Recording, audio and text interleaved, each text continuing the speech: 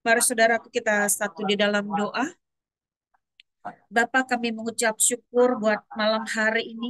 Terima kasih Roh Kudus buat waktu yang indah ini, di mana kami boleh kembali mendengarkan firman Tuhan. Kami percaya Engkau Roh Kudus ada di tengah-tengah kami. Engkau sendiri Bapa yang mengurapi kami. Engkau sendiri yang mengurapi juga setiap kami yang hadir malam hari ini, juga secara live. Diberkatilah kami yang mendengarkan dan melakukan firman Tuhan. Berkati lidah bibir mulut hamba-Mu ini, urapi dengan urapan yang daripadamu Tuhan. Bila kuat kuasa-Mu Tuhan yang mengurapi hamba-Mu ini. Terima kasih Bapa, kuduskan, tahirkan kami semua. Di dalam nama Tuhan Yesus kami berdoa dan mengucap syukur. Amin.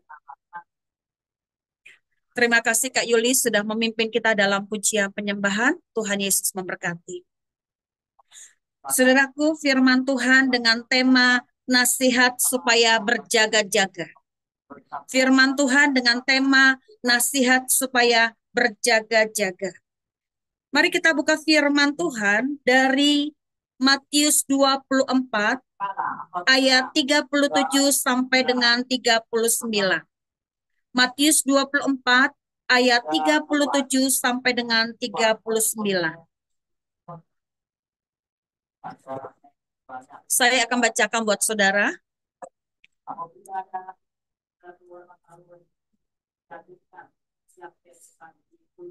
Matius 24 ayat 37 sampai dengan 39.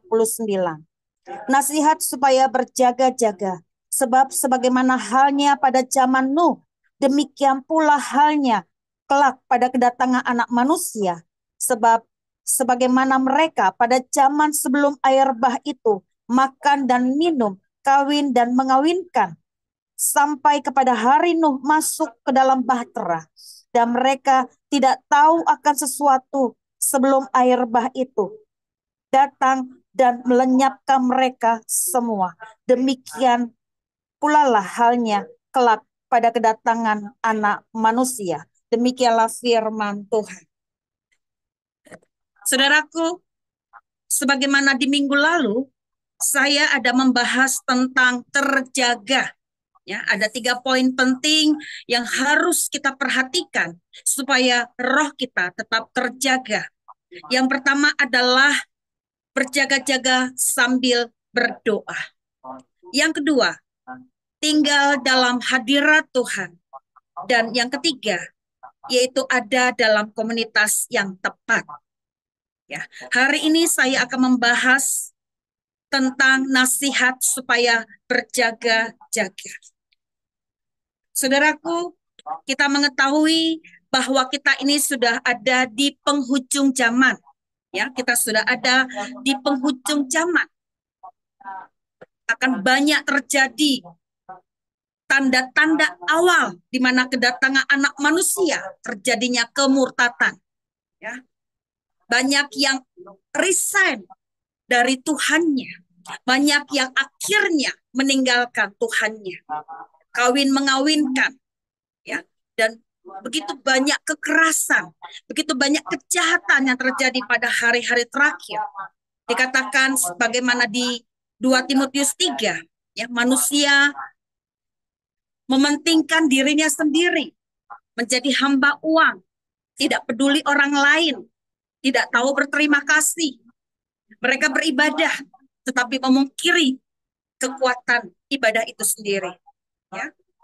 Kita juga melihat di sini di Matius 24 ayat 37 sampai dengan 39 tadi. Coba kita lihat Matius 24 ayat 37 sampai dengan 39. Di ayat 39-nya, dan mereka tidak tahu akan sesuatu sebelum air bah itu datang dan melenyapkan mereka semua. Demikian pula lah halnya kelak pada kedatangan Anak Manusia. Kita lihat yuk di 2 Petrus 3 ayat 10. 2 Petrus 3 ayat 10. Sebelum kita masuk lebih jauh tentang nasihat supaya berjaga-jaga. 2 Petrus 3 ayat 10 dikatakan, tetapi hari Tuhan akan tiba seperti pencuri. Pada hari itu, langit akan lenyap dengan gemuruh yang dahsyat, dan unsur-unsur dunia akan hangus dalam nyala api, dan bumi dan segala yang ada di atasnya akan hilang lenyap. Satu kengerian yang teramat sangat bila waktu itu tiba. Tetapi berbahagialah bagi kita orang percaya, bagi kita yang rohnya tetap terjaga. Pemeliharaan Tuhan sempurna atas kita. Amin, saudara. Kita melihat di sini tentang Nuh. Ya, di sini ada juga kaitannya dengan Nuh. Ya, pada zaman Nuh kita mengetahui terjadinya air bah, di mana bumi telah rusak dengan kekerasan manusia pada zaman Nuh. Ya, bagaimana terjadi kekerasan, terjadi kejahatan yang merajalela pada zaman Nuh pada saat itu. Ya, tetapi bersyukurlah, ya, Tuhan berbicara kepada Nuh. Ya, Tuhan berbicara kepada orang-orangnya. Tuhan tidak biarkan, Tuhan tidak tinggalkan orang-orangnya. Sepanjang kita tetap di dalam relnya, sepanjang kita tetap di dalam koridornya, sepanjang kita tetap di dalam terang firman-Nya, Roh Kudus bisa berbicara kepada kita, orang-orangnya, orang-orang kudusnya. Maka dari itu, biarlah roh kita tetap terjaga, tetap di dalam relnya, tetap di dalam koridornya, tetap di dalam terang firman-Nya. Ingat, Allah yang kita sembah adalah Allah yang tidak berbuat sesuatu tanpa menyatakannya lebih dahulu kepada kita. Ingat, Allah yang kita sembah adalah Allah yang tidak berbuat sesuatu tanpa menyatakannya lebih dahulu kepada kita. Apa yang akan kita pelajari dari kisah Nuh? Ya, tadi di situ dijelaskan ada tentang Nuh.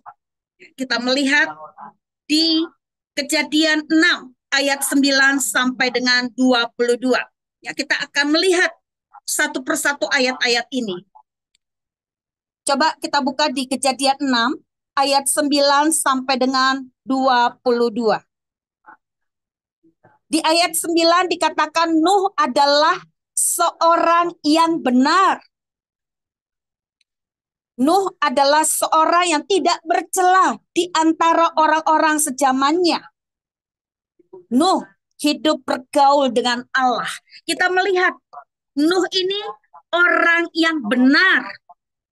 Orang yang tidak bercela di antara orang-orang sezamannya. Dan hidupnya bergaul dengan Allah. Bagaimana dengan kita?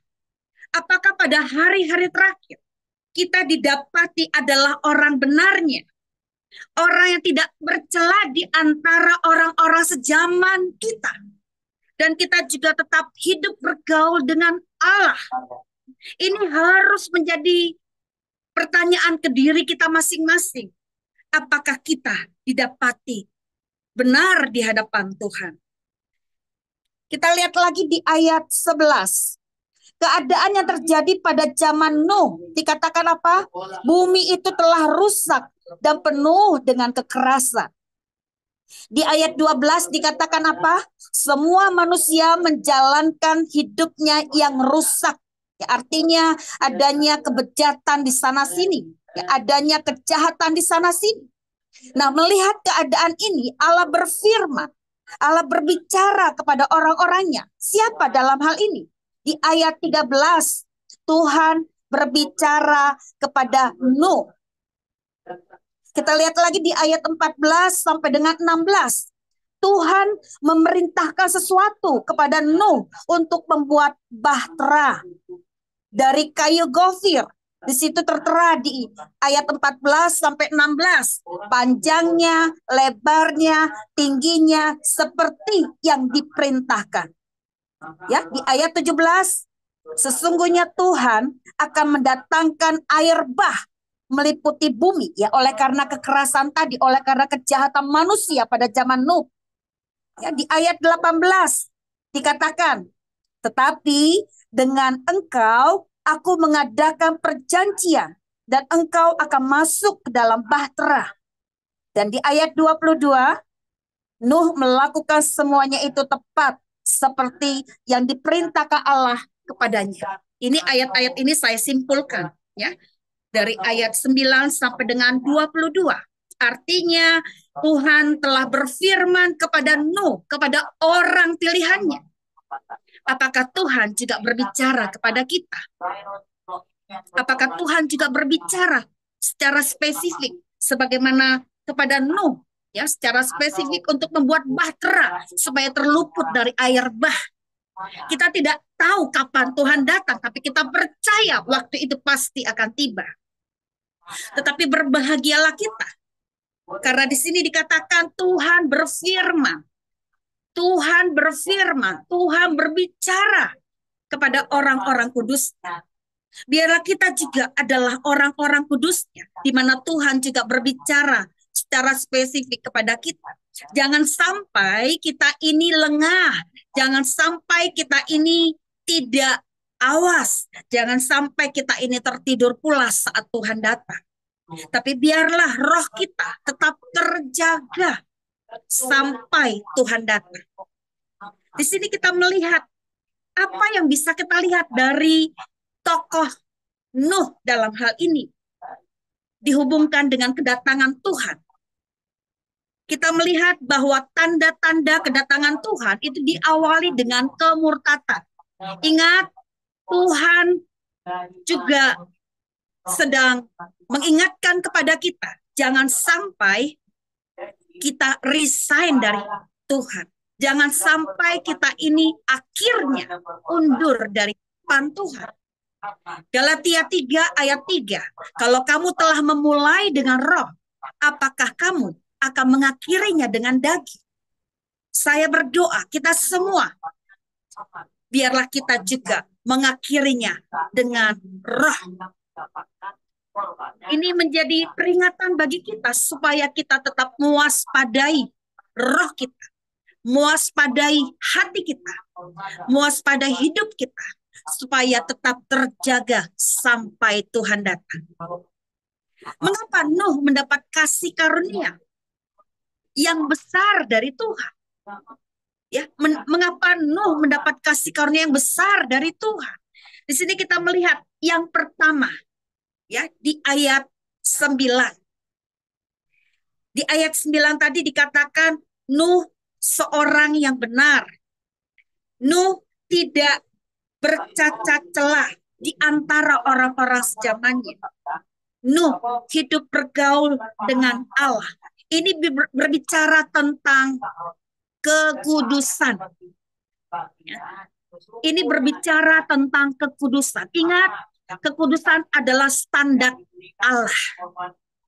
Standar Allah adalah kekudusan hidup kita. Tidak peduli engkau seorang hamba Tuhan.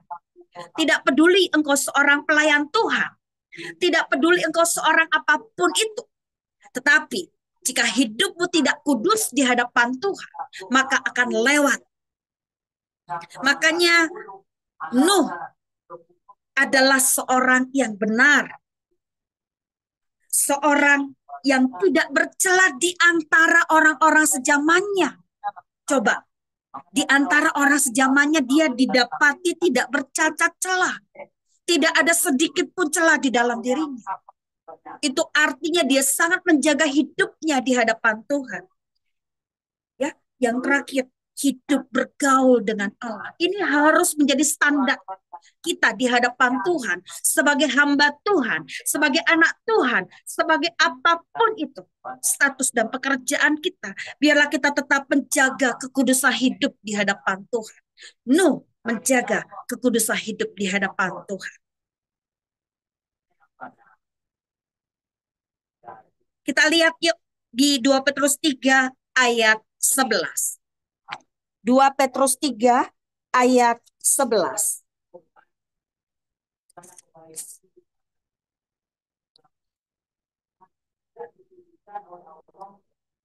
Ayat 11, jadi jika segala sesuatu ini akan hancur secara demikian, betapa suci dan salehnya kamu harus hidup. Saya ulang sekali lagi di ayat 11, jadi jika segala sesuatu ini akan hancur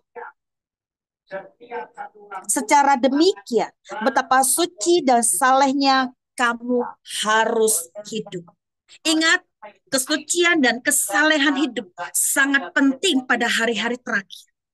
Jangan sampai hidup kita tidak di dalam standarnya Tuhan. Ini harga mati. Kekudusan adalah harga mati. Kita harus berjuang sungguh-sungguh supaya hidup kita didapati tidak bercacat celah di hadapan Tuhan.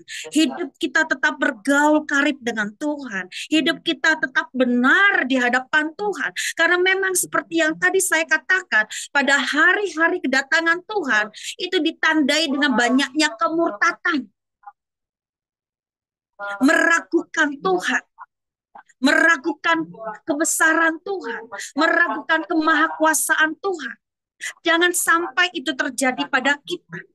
Jangan sampai kita resign dari hadapan Tuhan. Kita berdoa meminta belas kasihan Tuhan. Supaya roh kita ini tetap terjaga. Supaya roh kita ini tetap tersadar. Supaya roh kita ini tetap hidup. Sampai Tuhan datang. Ayo, miliki hidup seperti yang Nuh teladankan.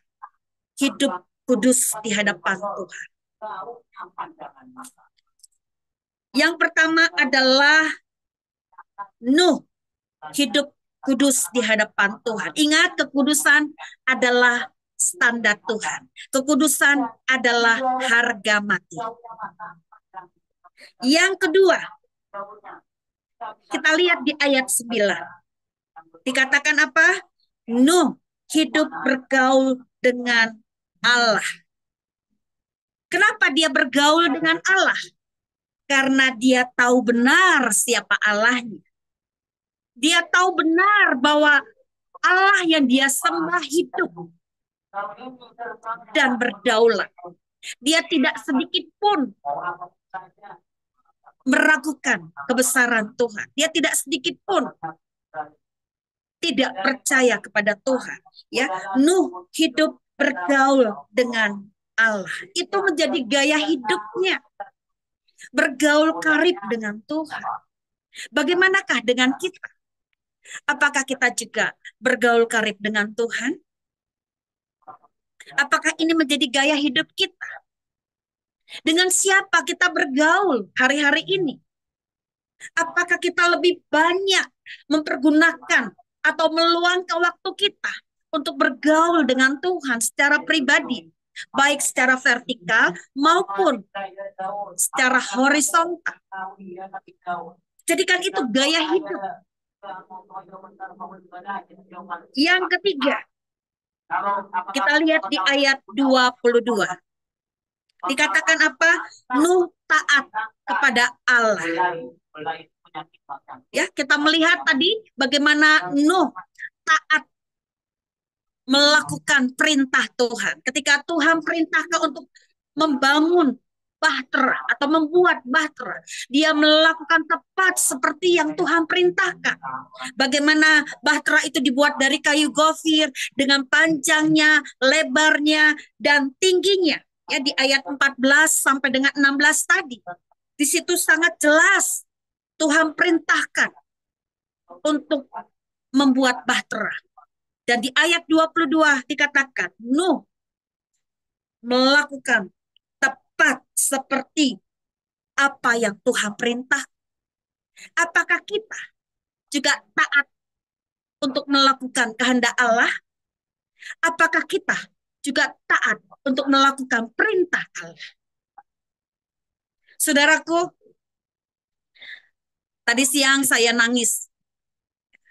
Hati saya hancur ketika saya melihat ada di sebuah beranda. Ya, apa yang terjadi di tengah-tengah kita? Ya, ada seorang yang luar biasa kebaikannya untuk pulau tertentu atau untuk daerah tertentu. Di situ saya terenyuh bagaimana kebaikannya itu untuk semua orang, tidak pandang bulu. Sekalipun ada di luar keyakinannya, tapi dia tetap merangkul. Saya terenyuh, bagaimana dengan hidup kita? Apakah hidup kita benar-benar untuk menebarkan kasih Tuhan, menebarkan kebaikan yang kita sudah alami, yang kita sudah terima, untuk kita juga tebarkan kepada orang-orang di sekitar kita? Saya terenyuh dan saya berdoa, Tuhan beri saya kesempatan untuk bisa menebarkan kasih Tuhan kepada sebanyak mungkin orang yang ada di sekeliling saya. Dan saya akan belajar untuk melakukan seperti yang Tuhan mau. Ya. Ini yang harus kita lakukan pada hari-hari terakhir. Jangan sampai apa yang sudah kita terima itu untuk diri kita sendiri. Kita harus bisa berbagi kasih, berbagi perhatian kepada sebanyak mungkin orang tanpa memandang ras, suku, kaum, atau bahasa. Ini yang Tuhan mau. Nuh taat kepada Allah. Kalau Roh Kudus taruhkan itu kepada kita, kita juga harus taat terhadap kehendak Allah. Kita juga harus taat kepada perintah Allah. Mari kita juga miliki ketaatan itu. Yang keempat, yang terakhir, Nuh setia. Nuh setia. Kita buka yuk di Galatia 3 ayat 3. Galatia 3 ayat 3.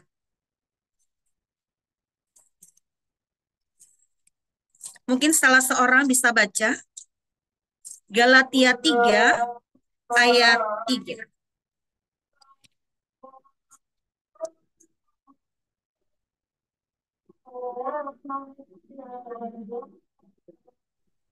Galatia 3 ayat 3. Adakah kamu sebodoh itu? Kamu telah memulai dengan roh, maukah kamu sekarang mengakhirinya di dalam daging? Ya, Galatia 3 ayat 3. Sebentar. Adakah kamu sebodoh itu? Kamu telah mulai dengan roh. Maukah kamu sekarang mengakhirinya dalam daging? Di sini diingatkan supaya kita mengakhirinya juga dengan roh. Artinya kita didapati setia, mengiring Tuhan. Diawali dengan roh, diakhiri dengan roh. Jangan sampai kita dikatakan bodoh. Memulainya dengan roh, tapi mengakhirinya dengan daging. Mari kita belajar dari teladan Nuh. Ya, di sini dikaitkan dengan kedatangan Tuhan. Ya, kita jangan sampai terlena, kita jangan sampai tertidur pulas, kita jangan sampai menjadi lengah. Ya, mari kita berjuang sungguh-sungguh karena kita sudah berada di penghujung zaman. Ya, kita sudah ada di akhir dari akhir zaman. Ya, saya akan simpulkan kembali bahwa sangatlah penting untuk kita tetap berjaga-jaga pada hari-hari terakhir ini. Ingat bahwa tanda-tanda kedatangan Tuhan diawali dengan kemurtatan.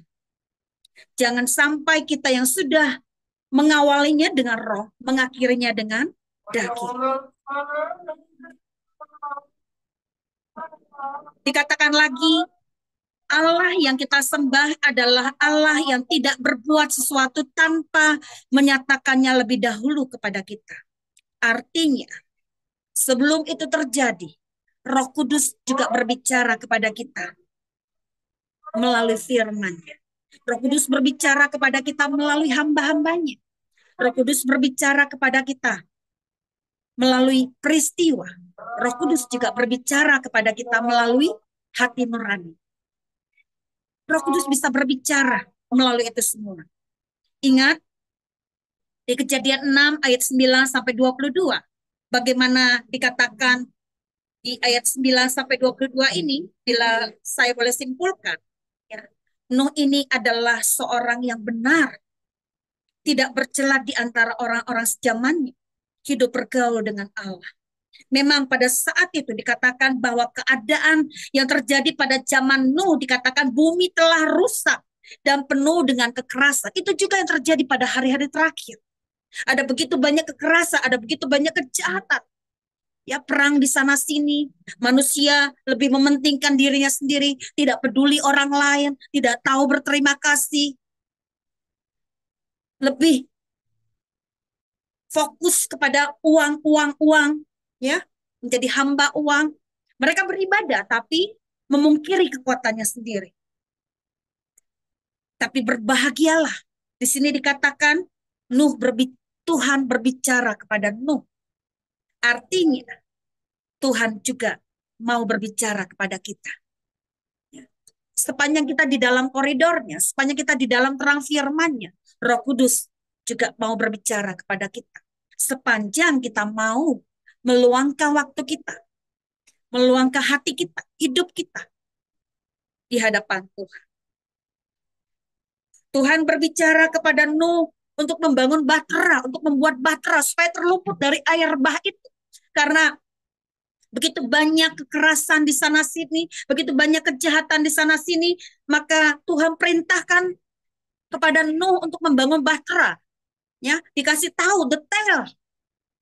Ya, dibuat dari kayu gofir, panjangnya, lebarnya, tingginya, ya.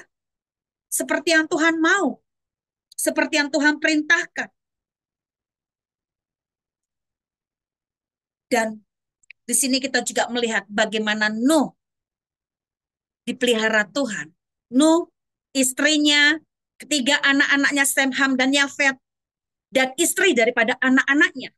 Bahkan binatang atau hewan berpasang-pasangan masuk ke dalam bahtera. Ya mungkin pada saat dia bangun bahtera orang semua menyebut dia gila. Mungkin kita seperti itu. Ngapain lu ikut Tuhan? Ngapain lu sungguh-sungguh? Ngapain? Ibadah-ibadahan. Tapi bersyukurlah karena dikatakan bahwa persekutuan kita dengan Tuhan, jerih lelah kita tidak sia-sia. Tuhan perhitungkan semuanya. Tuhan peliharakan semuanya. Sepanjang kita hidup benar di hadapan Tuhan, kita terluput dari semua yang jahat. Kita terluput dari hal-hal yang mengerikan.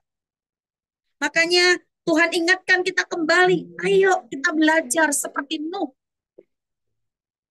Dan dikatakan di ayat 22, Nuh melakukan semuanya tepat seperti yang diperintahkan. Ya. Mengapa Nuh mendapat kasih karunia yang besar dari Tuhan? Yang pertama, Nuh hidup kudus di hadapan Tuhan. Kekudusan harga mati. Kekudusan adalah standar Allah itu sendiri. Tuhan juga mau kita hidup kudus di hadapan Tuhan. Jadikan itu sebagai gaya hidup kita. Sungguh-sungguh di hadapan Tuhan. Tidak main-main lagi. Jangan kompromi lagi. Jangan setengah-setengah lagi dalam mengikut Tuhan.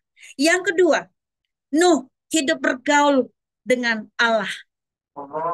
Mengapa dia bergaul dengan Allah? Karena dia tahu benar siapa Allahnya. Dan kita juga mau bergaul dengan Allah karena kita tahu bahwa Allah yang kita sembah hidup, Allah yang kita sembah berdaulat. Yang ketiga, Nuh taat kepada Allah. Dia taat kepada rencana Tuhan, dia juga taat kepada perintah Tuhan. Perintahnya dia lakukan. Ya, bahtera itu dia bangun persis detail seperti yang Tuhan mau. Taat artinya melakukan tepat seperti yang Tuhan perintahkan. Ketaatan berarti melakukan sampai tuntas. Yang keempat, yang terakhir, Nuh setia. Ketaatan tanpa kesetiaan nol besar. Ketaatan tanpa kesetiaan nol besar. Kalau kita sudah setia atau bertahan, ingat tinggal sedikit waktu lagi. Tetap kita didapati setia sampai akhir. Amin. Demikianlah firman Tuhan malam hari ini. Biarlah meneguhkan kita untuk kita tetap seperti yang diteladankan Nuh kepada kita untuk tetap berjaga-jaga. Inilah nasihat untuk kita tetap berjaga-jaga pada hari-hari terakhir. Amin. Mari kita tutup di dalam doa. Bapa, kami mengucap syukur buat malam hari ini. Kami menyadari Engkau sudah kembali mengingatkan kami nasihat supaya berjaga-jaga. Roh Kudus, kami tahu pada hari-hari terakhir banyak yang resign, banyak yang undur dari hadapan Tuhan. Kami tidak mau itu terjadi pada kami. Kami tidak mau didapati resign dari hadapan-Mu, resign dari kepercayaan kami, resign dari keyakinan kami. Roh Kudus, tolong kami, urapi kami, untuk kami tetap terjaga sampai Tuhan datang, untuk kami tetap terjaga sampai di garis akhir. Roh Kudus, kami mau belajar seperti yang diteladankan Nuh melalui firman Tuhan malam hari ini. Bagaimana kami tetap menjaga hidup kudus di hadapan Tuhan. Bagaimana kami tetap hidup bergaul dengan Tuhan. Bagaimana kami hidup taat kepada Tuhan, dan bagaimana kami juga hidup setia kepada Tuhan. Biarlah ini boleh termaterai ke dalam loh hati kami. Biarlah ini terus menolong kami, mengurapi kami, untuk kami tetap terjaga di hadapan Tuhan. Roh Kudus, kami percaya Engkau yang akan menolong kami, Engkau yang akan mengurapi kami, Engkau juga yang akan menyertai kami sampai Tuhan datang. Terima kasih Bapa, hamba sudah selesai, tapi Roh Kudus belum selesai kepada kami. Untuk itu Roh Kudus, mari Engkau sendiri yang beracara di dalam hidup kami. Engkau sendiri yang menolong kami dalam mengiring Tuhan, dalam kami mengikut Tuhan, dalam kami menjalankan kepercayaan kami kepadamu Tuhan. Roh Kudus, terima kasih. Kami percaya bersama Tuhan kami cakap menanggung segala perkara. Bersama Tuhan kami melakukan perkara-perkara yang besar. Kami mau belajar seperti yang Nuh lakukan, persis, tepat, sempurna, dan tuntas adanya. Di dalam nama Tuhan Yesus Kristus kami berdoa dan mengucap syukur. Amin.